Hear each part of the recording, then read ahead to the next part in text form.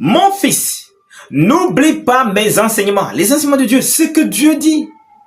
Lis ta Bible, écoute les messages écrits, bibliques, les audios, enseignements, écoute-les. Tout ce qui peut t'approcher de Dieu, écoute-les. Ça peut être des musiques. La musique n'est pas interdite, mais pas les musiques mondaines. À cela, on peut comprendre musique mondaine, des musiques qui flattent les choses du monde. Les musiques qui ne parleront pas de Dieu. Les musiques qui ne te rapprochent pas de Dieu. Alors, choisis d'écouter des musiques qui te rapprochent de Dieu. Et réellement, quand tu écoutes, ça touche ton âme, ça te ramène à penser, à faire un retour vers Dieu. Et c'est ce que tu dois écouter.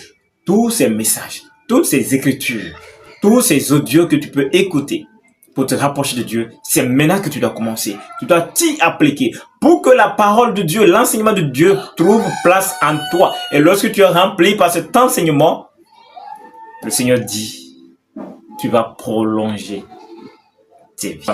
Et ensuite, il dit, et que ton cœur garde mes préceptes. Lorsque tu écoutes ces enseignements, efforce-toi de les appliquer dans ta vie.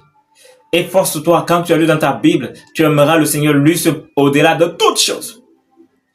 Tu dois t'efforcer que Dieu soit le premier dans ta vie, pas l'argent. Que ce qui doit te causer l'insomnie soit un programme avec Dieu. Que ce ne soit pas parce que j'ai manqué de l'argent que j'ai insomnie. J'ai manqué à manger que j'ai un souci tel.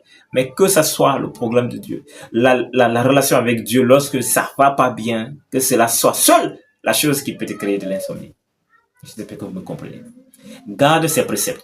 Quand vous allez écouter les messages, quand vous allez écouter les enseignements, les audios, les musiques, les messages qui vont véhiculer, essayez de les forger en vous. Essayez de les appliquer quotidiennement dans votre vie. Et lorsque le Seigneur voit que ton cœur est rassasié de sa parole, de ses préceptes, et tu veilles à ne pas tomber comme le roi David pourrait dire, je veille à ce que je ne tombe pas sous tes préceptes. Je veille sur tes préceptes afin de ne pas transgresser tes lois.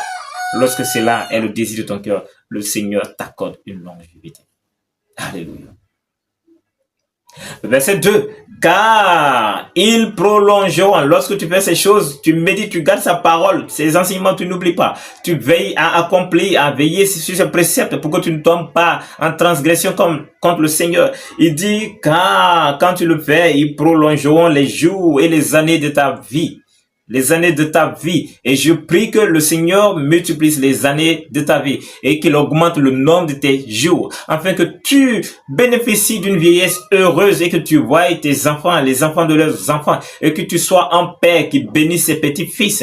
Et en cela, beaucoup prendront exemple sur toi. Tu pourras aussi enseigner le même moyen à ta descendance et ils pourront aussi vivre longtemps. On dira dans cette famille,